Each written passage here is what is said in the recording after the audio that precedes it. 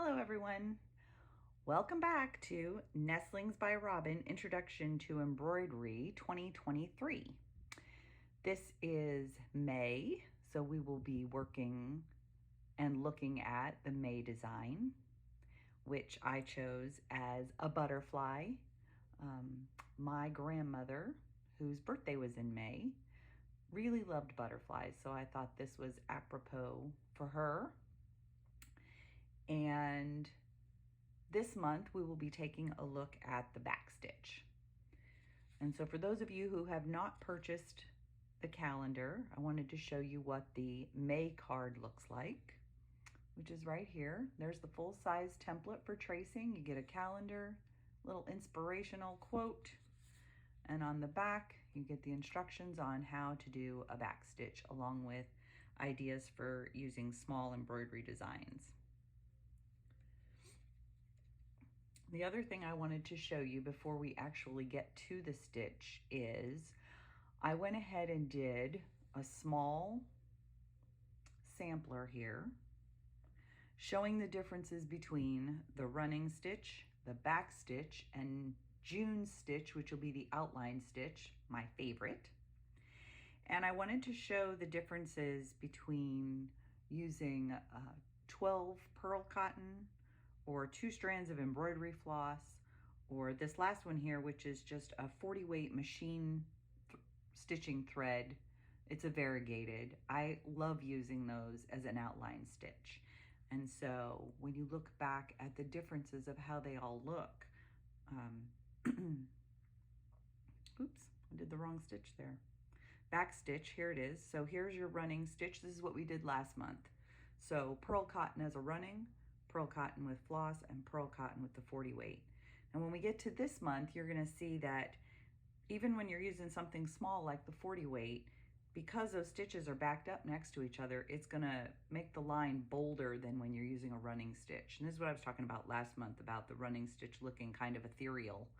And here on the back stitch, you get a little bit bolder line. And then next month when we come back, you'll see how much bolder the lines get because of the way we form that stitch.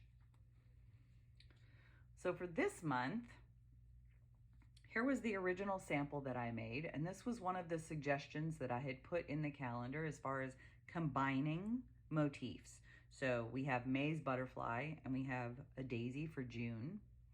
And so I put June in the center, and then I put my butterflies around it, and I've used the combination of stitches here. You'll see we have running stitch here, we have a back stitch there, we have outline stitch here. So not only does it combine motifs, but we're also combining stitches as we go forward. It just gives added movement and feel to the piece.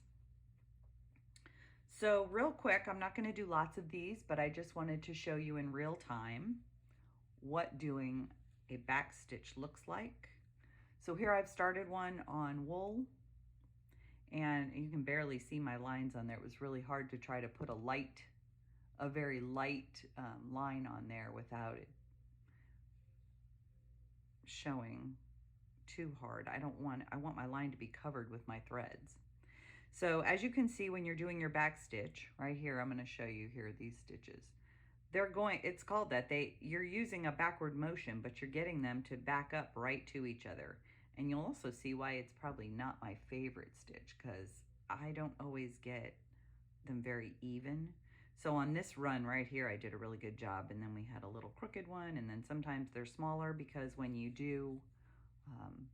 go around a curve like this, you kind of have to make smaller stitches in order to make the curve look smoother. So this is just as easy as coming up one stitch away and going back down in the hole of the previous stitch,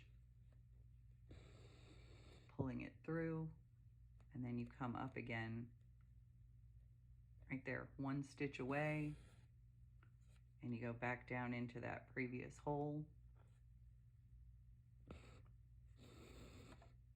And there you're doing back stitches. That's it. That's as easy as it is. This is an actual, I'm using 2 strands of floss here that are in a variegated design in autumn. So I'm going to have an autumn butterfly when I'm done. And that is what we're going to And that's what we do for backstitching. So grab your threads, play around a little bit, have fun. Next month, we're going to talk about this additional little design element that I put in there, just in case you start with a thread and you get it all done and you realize it doesn't show that well. You can add a little extra something to it, and we'll talk about that in June. And in the meantime, happy stitching. Thank you.